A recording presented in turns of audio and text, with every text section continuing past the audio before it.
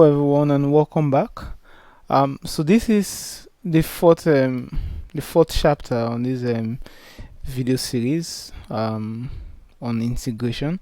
Now in this chapter we are going to be looking at definite integrals. Okay. Now all the while what we've been looking at are actually called indefinite integrals because there is always a constant of integration. Invariably there is no exact value for the integration we are doing. But in this chapter we are going to be looking at integrals in which we always have a definite answer. Okay, so that constant of integration in general is no longer going to be there. So this is what I mean.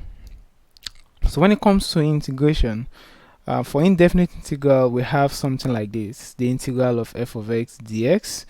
But for definite integral there is an integral of f of x dx, but we have a limit. The limit is from a to b.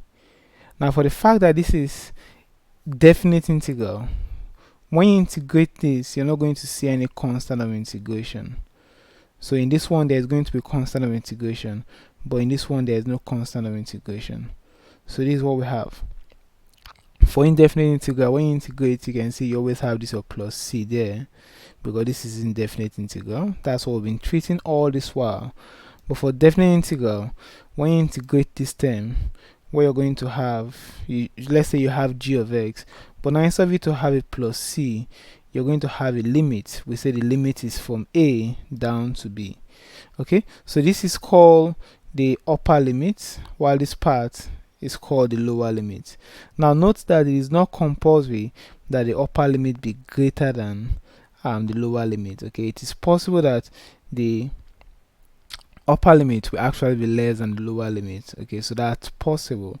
So any value is possible. Okay, it's even possible that both of them be the same thing, just that when both of them are the same thing, then automatically your integral is equal to 0. Okay, so now once you've integrated and you get something like this, all you need to do is, in place of x, you're going to put the upper limit. So you put the upper limit first in place of x. So once you do that, you get something like this, and then minus when you put the lower limit, you now have something like this. Okay, I think we are going to use an example to make this picture clear for us. So let's see this example. We have the integral of 4x cubed minus 2x plus 4. If we want to have if this were to be a definite integral, indefinite integral rather, it will be very simple. As usual, we integrate and we add 1 to the power, divide by the new power, and okay, so this is what we have. For this first one, we have power of 4 all over 4. This is 2 all over 2. This is 4x, and as usual, we have our plus c. So if we simplify this, we are going to get x to the power 4 minus x squared plus 4x plus c. This is for indefinite integral. But that's not what they're asking us to do here. So this is a no. So we shouldn't do this. Okay. But we are going to have some steps in the indefinite integral also present in the definite integral. What I mean by that is, for definite integral, we are trying to integrate this. We have to do this first, just that we don't need this plus c. We are going to get this result.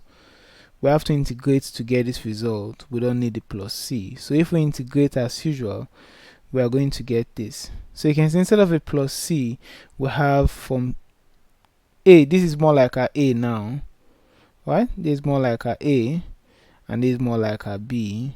So the lower limit here is 2, the upper limit here is 5. So now anywhere I see x, I'm going to put the upper limit first, minus anywhere I see x, I'll put the lower limit. So if I simplify this part, I think I'm going to get 620, right?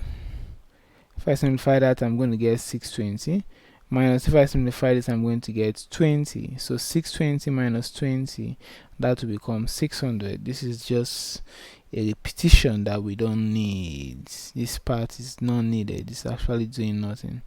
Okay, so to simplify this, you're going to get 620. Simplify this, you're going to get 20. 620 minus 20 becomes 600. Okay, so that's just a brief illustration of how definite integral works.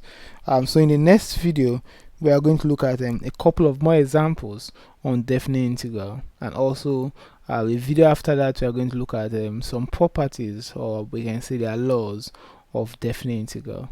Okay, so that's guys for this video. I'll see you guys in the next video. Bye bye.